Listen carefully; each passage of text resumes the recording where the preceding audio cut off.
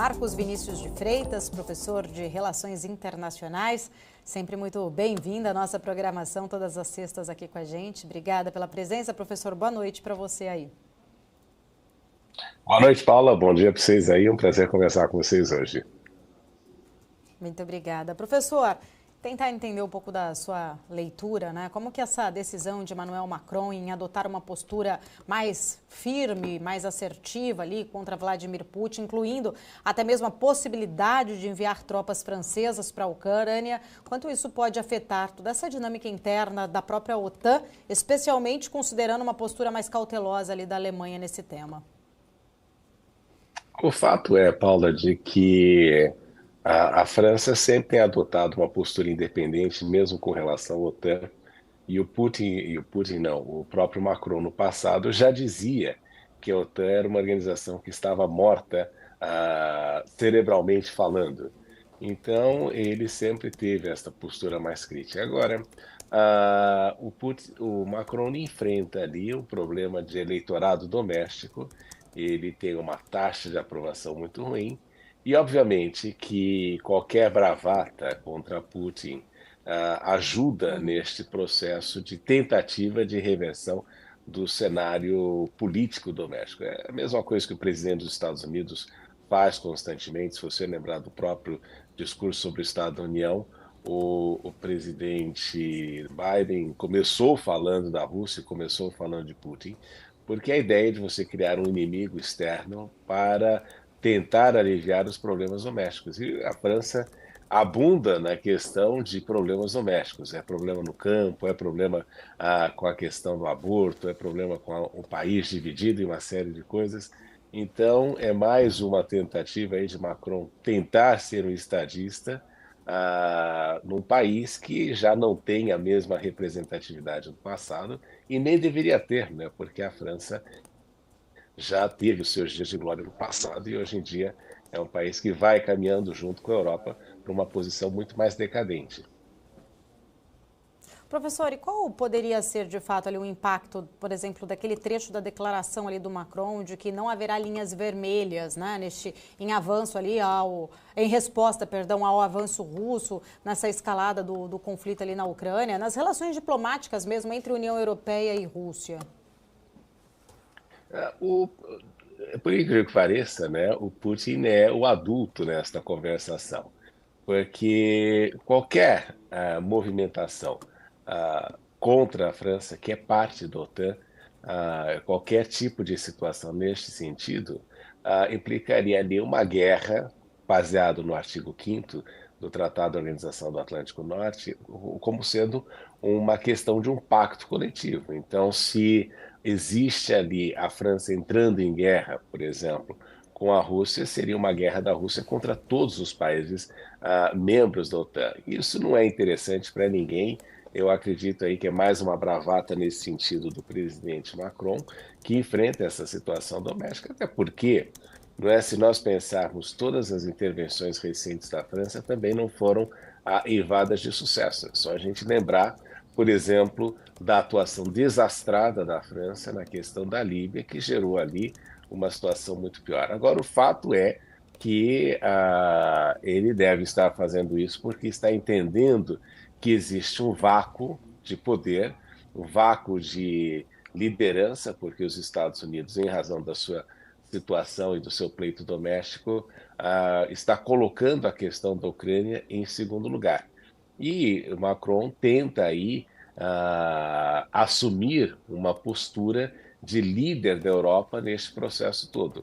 Mas o fato é que, ao fim do dia, né, Paula, quem tem sido o grande prejudicado por esta guerra não é nem a Rússia, mas sim a própria União Europeia, porque os números são muito negativos, muito ruins, e a economia europeia não está bem. E é por essa razão que muitos problemas têm acontecido na questão da perspectiva de longo prazo da Europa. Então, Macron faz a sua bravata nesse sentido, mas duvido que se queira aí nesse processo todo, e não seria interessante até para os Estados Unidos perder a liderança, ou para a Turquia, ou para outros países da região, que a França assumisse aí uma posição mais autônoma, porque seria prejudicial para um processo de paz que se espera nesse processo, nessa situação toda, mas que é difícil justamente em razão dessas tentativas de se manter as guerras para fins meramente políticos,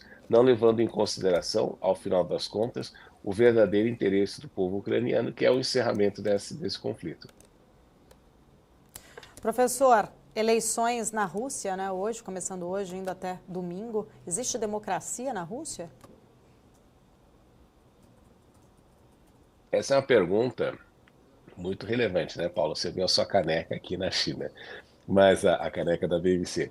Mas a questão é a Eu vi. seguinte, né? Quando nós olhamos para essa situação de democracia, existe na Rússia um regime em que o Putin tem se consolidado no poder há muito tempo. Mas a gente não pode esquecer, e aqui nós não estamos sendo encomiásticos na questão da situação de Putin e do seu processo até de eliminação da concorrência, mas o fato é de que ele herdou um país quebrado, não é?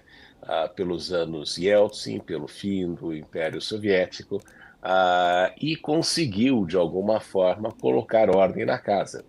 Claro que a Rússia, historicamente, é um país que sempre teve um regime central mais forte, foi justamente pelo fato de ter um poder central mais consolidado que o país ficou daquele tamanho. Não é? A cada czar que você tinha na Rússia, você tinha também um processo de expansão territorial. Então, a democracia na Rússia é esta situação complexa de nós termos ali um presidente que, de alguma forma, entregou resultados positivos para o país, apesar da guerra.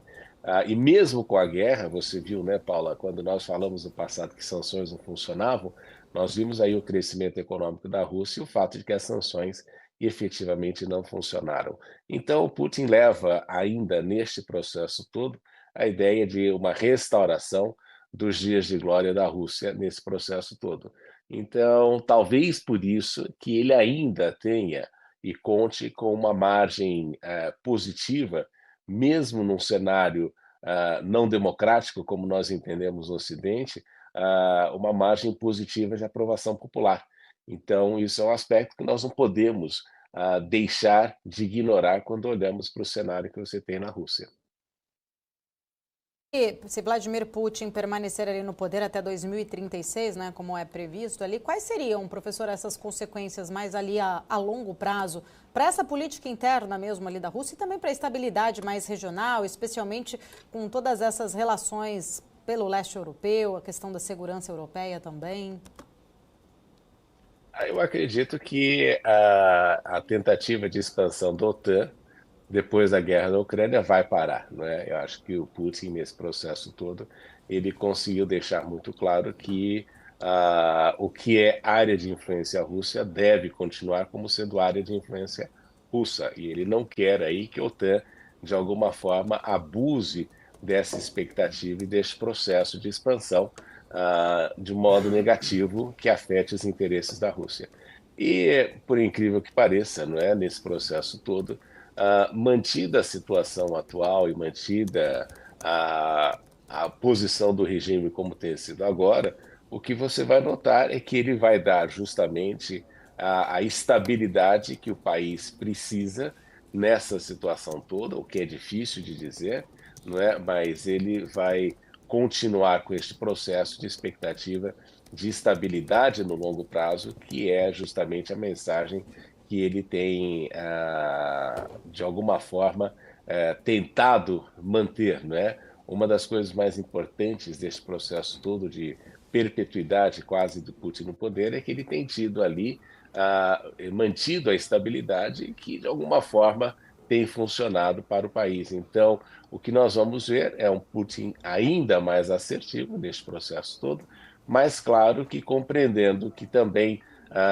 não vai conseguir realizar muitos dos processos de expansão, porque existe uma reação internacional, mas que descobriu, por exemplo, né, Paula, na China, um parceiro muito importante para assegurar o crescimento econômico e diminuir uma dependência do Ocidente. Professor Marcos Vinícius de Freitas, boa noite, prazer falar contigo. Queria abordar um pouco de alguns indicadores, um dado que acabou saindo na China nessa madrugada importante, muito aguardado inclusive pelo mercado, justamente para medir um pouco da temperatura de um setor importante e que não está mais nos seus melhores dias como esteve há um bom tempo, né? O setor imobiliário. Inclusive o preço dos imóveis caiu, né? Foi o 9º mês consecutivo, mostrando essa desaceleração, queda no preço dos imóveis. Se a gente for pensar, talvez até no geral pode ser um dado interessante, mas economicamente falando, mostra que talvez a gente esteja longe de uma estabilização estrutural do setor imobiliário na China. E o segundo passo, né, é toda essa questão de reserva financeira dos chineses que acaba indo para o setor imobiliário, pode estar indo junto com esses dados, confiança dos chineses na recuperação econômica também pode estar um pouco mais abalada com esse cenário mais de desaceleração, professor? Veja, Felipe, são 2 aspectos importantes que eu já comentei com você, né? 3, aliás. Em primeiro lugar, o governo já há algum tempo tem tido uma atuação no sentido de evitar uma bolha de especulação imobiliária nesse processo todo. E claro que o governo é afetado pela situação econômica do país. A gente não pode esquecer, Felipe, que a China está inserida dentro de um contexto global. O mundo inteiro está numa situação complicada. O mundo inteiro não se recuperou da pandemia. E mesmo a economia americana, que alguns dizem que está tão bem, quando você começa a ver uma das razões pelas quais Trump tem tido um relativo sucesso na questão das pesquisas eleitorais é justamente o fato de que a economia está naquilo que se diz bem, mas na essência algumas coisas estão faltando. E essa é a grande realidade, e a China não deixa de ser afetada por isso. Veja só, um exemplo importante é que até o ano passado, a União Europeia era o principal parceiro comercial da China. E não foi por justamente políticas de troca, de deixar de consumir o produto chinês, mas o fato de que a Europa empobreceu nos últimos anos e a ASEAN, a Associação dos Estados do Sudeste Asiático, se transformou no principal parceiro econômico da China. Então, a situação do país é uma situação de transição econômica. Isso tem sido altamente debatido na China com relação aos desafios que o país enfrenta, mas eles entendem que o processo de recuperação econômica do país passa também por 2 coisas importantes. Em primeiro lugar, uma recuperação global, afinal, a China é o grande parceiro comercial do mundo inteiro e precisa que o mundo inteiro se recupere da crise, e o mundo também, isso aqui é importante de enfatizar para aqueles que sempre são contrários à China, o mundo ganha muito mais com a China em recuperação econômica, numa situação econômica melhor, do que ficar apostando contra a China nesse processo todo. Então, esse é um aspecto fundamental. E, em segundo lugar, que nós não podemos deixar de levar em consideração, é que a China também precisa, e esta é a grande discussão da liderança política do país, deixar de depender de um modelo de exportação, de desenvolvimento baseado na questão de exportação, que foi aquilo que o Japão, os tigres asiáticos utilizaram no passado e que, com a globalização, permitiu à China aí grandes avanços econômicos. Só que este modelo enfrenta as restrições da questão global e da situação e da temperatura global. Então, a grande discussão que você tem hoje em dia aqui é como é que você começa a expandir ainda mais o mercado doméstico, aumentar a dependência do mercado doméstico para que ele supra essas situações. Então, existe sim uma transição de modelos que vem sendo discutida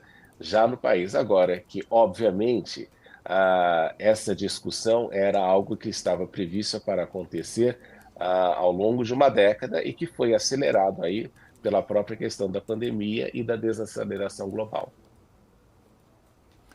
Perfeito. Professor, agradeço sua participação, sempre um prazer conversar contigo aqui às sextas-feiras.